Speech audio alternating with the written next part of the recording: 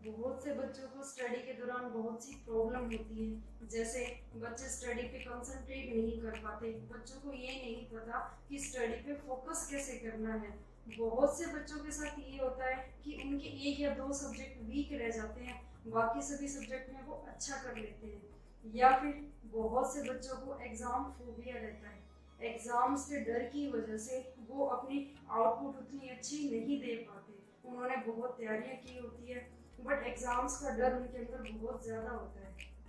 या फिर बच्चे अपने पेरेंट्स के साथ में एक रिस्पेक्टेड रिलेशन नहीं बिल्ड हो पाता उन बच्चों का। अगर हम अपने प्रीवियस टाइम में देखें, आज के बच्चे 9th 8th क्लास से अपनी एक अलग दुनिया बनाना स्टार्ट कर देते हैं। एक कम्युनिकेशन गैप पेरेंट्स और बच्चों के बीच में आ जाता है।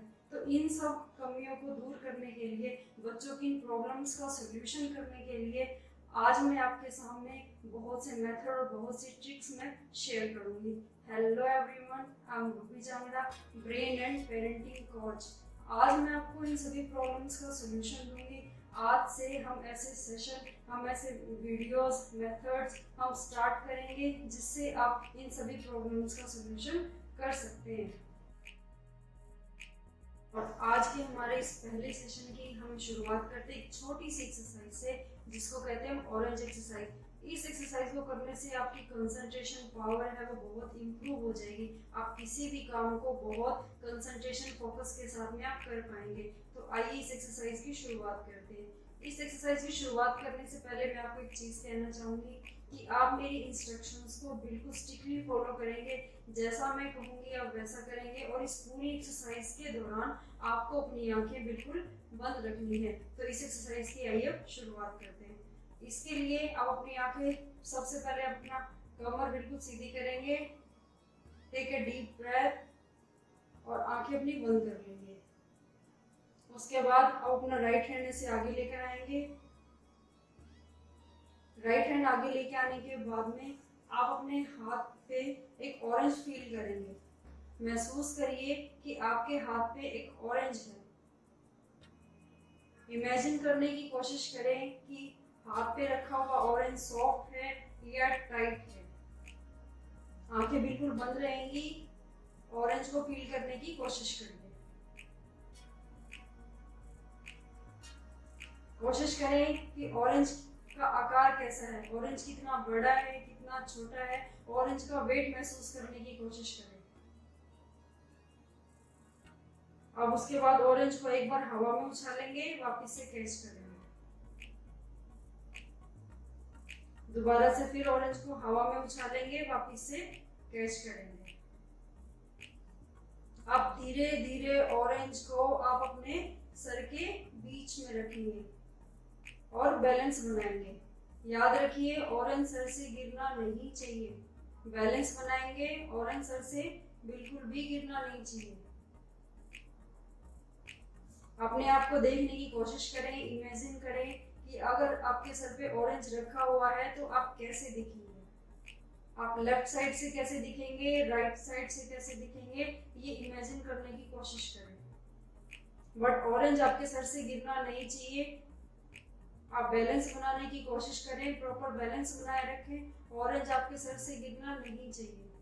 अपने आप को इमेजिन करने की कोशिश करें कि ऑरेंज अगर आपके सर पे रखा हुआ है आप कैसे दिखेंगे। आप लेफ्ट साइड से कैसे दिखेंगे, राइट साइड से कैसे दिखेंगे। ऑरेंज सर से गिरना नहीं चाहिए। आंखें बंद करने से पहले आप जिस भी जगह बैठे हैं, आपने अपने आसपास किन चीजों को देखा था वो आप इमेजिन करें। क्या बातें आपने सुनी थी, क्या हुआ था, वो सब इमेजिन करें। अब धीरे धीरे अपनी आंखें खोलेंगे। आपको रोज ये एक्सरसाइज ऐसे ही ट्राई करनी है। इस एक्सरसाइज को करने से आपकी कंसंट्रेशन पावर बहुत इंप्रूव हो जाएगी। ऑरेंज एक्सरसाइज के बाद अब हम करेंगे brain gym exercise. Brain gym exercises क्या होती हैं, जो हमारा लेफ्ट और राइट ब्रेन को प्रॉपर बैलेंस करती है। बैलेंस होने की वजह से हमारा लेफ्ट और राइट ब्रेन प्रॉपरली वर्क करता है, जो हमारे कंसंट्रेशन पावर को इम्प्रूव करने में भी बहुत बेनिफिशियल रहती है। आइए एक्सरसाइज की हम शुरुआत करते हैं। तो अब सबसे पहले आप अपने दोनों हाथों को ऐसे करेंगे, ऐसे करने के बाद आप अपने एक हैंड को ऐसे मूव करेंगे और अब अपने लेफ्ट हैंड को एंटी क्लॉकवाइज डायरेक्शन में मूव करेंगे। अगर ये आपने क्लॉकवाइज मूव किया था, इसको आप एंटी क्लॉकवाइज मूव करेंगे ऐसे। और धीरे धीरे इस एक्सरसाइज की प्रैक्टिस करते हुए अपनी स्पीड को ऐसे तेज करेंगे।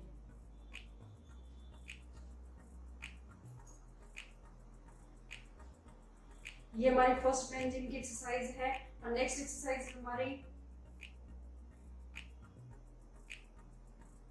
आपका एक हाथ का थंब दूसरे हाथ की लिटिल फिंगर ऐसे बाहर की तरफ होगी, और सेकंड स्टेप में दूसरे हाथ का थंब इस हाथ की लिटिल फिंगर ऐसे बाहर की तरफ होगी। और अब इस एक्सरसाइज को आप ऐसे करेंगे।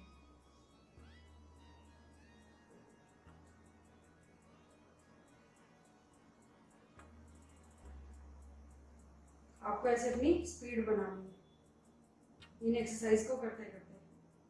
हमारी नेक्स्ट एक्सरसाइज है, दोनों हाथों को ऐसे करेंगे, सामने क्लैप करेंगे, अपने एक हाथ से नोज को टच करेंगे, दूसरे हाथ से क्रॉस करके ईयर को टच करेंगे। अब सेम इसी स्टेप में जिस हाथ से नोज को टच किया था, अब उस हाथ से अपने ईयर को टच करेंगे ऐसे। और धीरे धीरे करते हुए आप अपनी एक्सरसाइज की स्पीड बढ़ाएंगे। ये ब्रेन जिम की एक्सरसाइज है, वो रोज डेली रूटीन से आपको करनी है। रोज कम से कम 5 से 10 मिनट आपको ये एक्सरसाइजेस रोज करनी है। ये तो थी हमारी एक्सरसाइज, ऑरेंज एक्सरसाइज और ब्रेन जिम एक्सरसाइज, जो कि कंसंट्रेशन पावर को इम्प्रूव करती है। हम कोई भी चीज़ पढ़ते हैं तो उसको कंसंट्रेशन के साथ में हम कैसे पढ़ सकते हैं।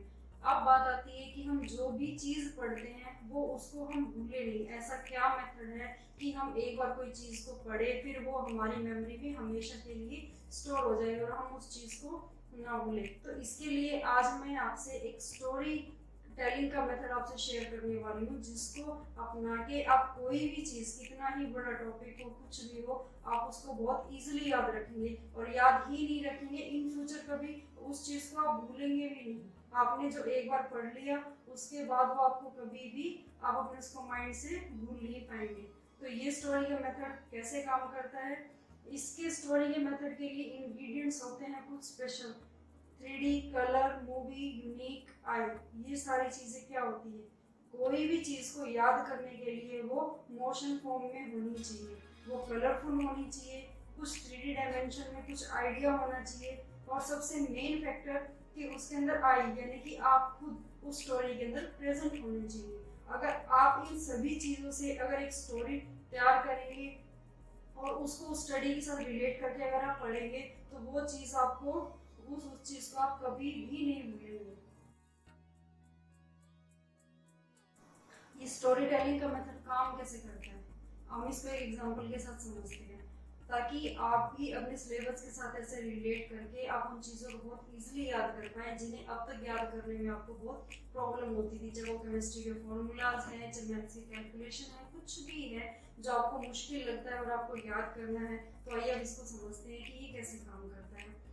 मैं इस स्टोरी मेकिंग के थ्रू 1947 से लेकर 2020 तक के सभी प्राइम मिनिस्टर के नाम आपको एक अभी इसी स्टोरी के उससे ही मैं आपको याद करवाऊंगी। तो आप मेरे साथ जैसे मैं करूँगी उसी बॉडी लैंग्वेज के साथ आप भी इस स्टोरी को मेरे साथ में रिपीट करेंगे। तो इसके लिए आप सबसे पहले अपना हाथ आगे करेंगे और मेरे साथ रिपीट करेंगे। पंडित जी ने गुल्लक दिया, उसमें लाल रंग डाला, वो गुल्लक मुझे दिया, मैं उस गुल्लक को इंद्रलोक ले गया, वहाँ मुझे सुनहरे रंग का मोर मिला, मोर ने मेरे चरण छुए, जैसे ही मोर ने मेरे चरण छुए इंद्रदेव जी प्रकट हुए। इंद्रदेव ने कहा, तुम्हारा दोस्त राजीव मेरे कब्जे में है, अगर उसे पाना चाहते हो तो चंद्रलोक जाओ। चंद्रलोक में मुझे नरसिम्हा मिला, नरसिम्हा को देखकर मैं डर गया। नरसिम्हा ने कहा, तुम बहुत डरपोक हो, जाओ पहले अटल होके आओ। अटल होने के लिए मैं बिहार गया, बिहार में मुझे काले रंग का देवों का घोड़ा मिला। वो मुझे बोला तुम यहाँ कहाँ आ गए, अटल होना है तो गुजरात जाओ। गुजरात ने मेरा मन मोह लिया और मैं नमो नमो करने लगा। ये स्टोरी जो हमने बनाई इसके अंदर 1947 से लेकर 2020 तक के सभी प्राइम मिनिस्टर के नाम इसमें है। ये स्टोरी हमने कैसे क्रिएट की, इसके अंदर सबसे मेन आई फैक्टर यानी कि मैंने मुझसे हर उसमें स्टोरी को रिलेट किया कि मैंने पंडित जी ने मुझे गुल्लक दिया, उसने लाल रंग डाला, वो गुल्लक मुझे दिया, वो सारी चीज़ें मैंने खुद से रिलेट की, तभी मुझे वो चीज़ें बहुत अच्छे से याद है। दूसरे मैंने नॉन और कॉमन फेसेस इसके लिए चूज़ किए ताकि मुझे उनको याद करने में दिक्कत ना हो। तो इस टाइप से ये स्टोरी मैंने क्रिएट कर दी। अब मैं कभी भी लाइफ में 1947 से लेकर 2020 तक के प्राइम मिनिस्टर के नाम कभी भी नहीं भूलूंगी।